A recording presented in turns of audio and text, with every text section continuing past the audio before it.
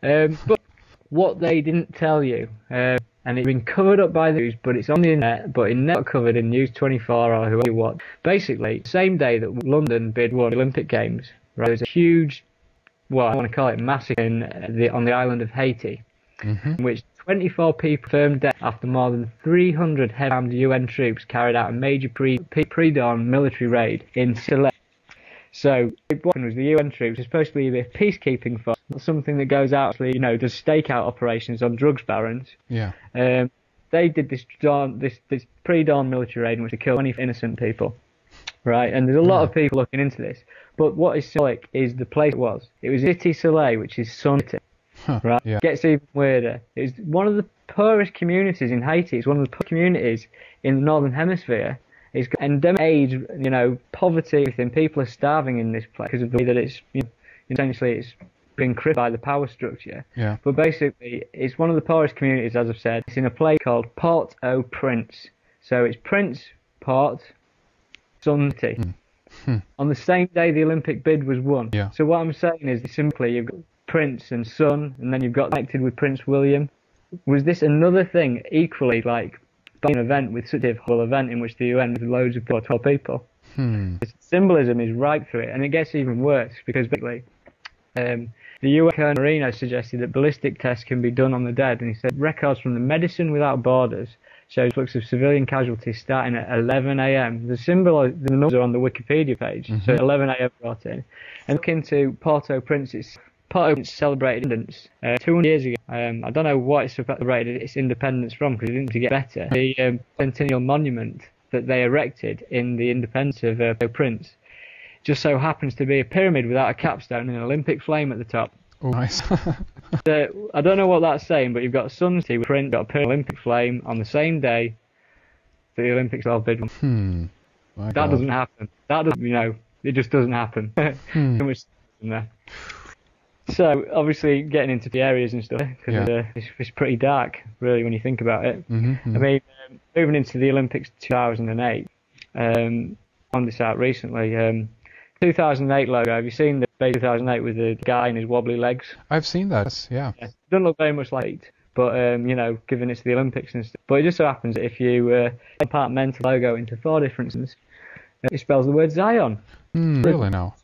What are the chances that 2 Olympic logos in in succession both can easily spell the words without any form of trick? You know what? I'm looking at that as we speak, looking at your post about this, and that is incredible. Did you decipher that, or did you pick up that somewhere else? When I just deciphered it the other day. Wow. Just have a look at it and just saw it, and I couldn't believe what I was looking at. Really, I'm going to have this picture up on the website or link up this post blog. People can take a look at that, and it's really interesting. Wow. Obvious slogan, one dream for the Beijing 2008 Olympics. Doesn't that sound like a New World Order slogan to you? Indeed. Yeah. So this goes on further. There's more symbolism to the Olympics 2008. Yeah. Basically, on the 11th of November 2000, so that's 11, they released 5 mascots. Right, for the Beijing Olympics, and these are weird little mascots with pyramid-style hats on, and essentially each of these mascots correlates to a colour ring and Olympic logo. The green, red, blue rings, and each of the mascots relate to one of these of one colour. And essentially, looking at here, if you take it back to the main calendar, you've got the 20,000 year cycle, and essentially the Mayans believe within there was 5 separate cycles of 5,150 years. I can't remember off the top of my head. Yeah. Basically, they state at the end of each world, one of the 5 elements destroyed that world and did it again. It restarted itself. 4 destructions or moving into another cycle. Yeah. And I was looking at this, and there's one the blue character, which is the last ring Olympic logo. The blue character is symbolic for water. It's a baby. It's a weird little critter. I don't know what you want to call it. Yeah. But it's symbolic for water. Strong in water spots. She reflects the blue Olympic ring. And this is the only of the 5 characters that's got a spiritual third eye.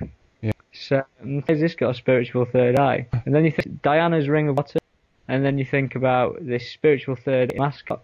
And you think of water, obviously, is symbolic for Aquarius. There's this idea that moving into the ring of the Olympics.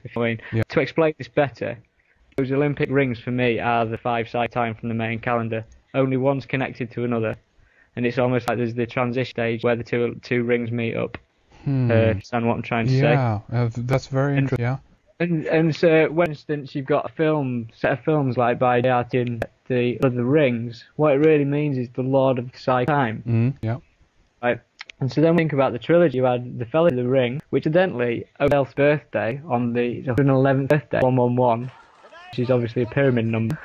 A Fellowship of the Ring moving into the Towers sounds symbolic too, if you like. Yeah. Moving into the King.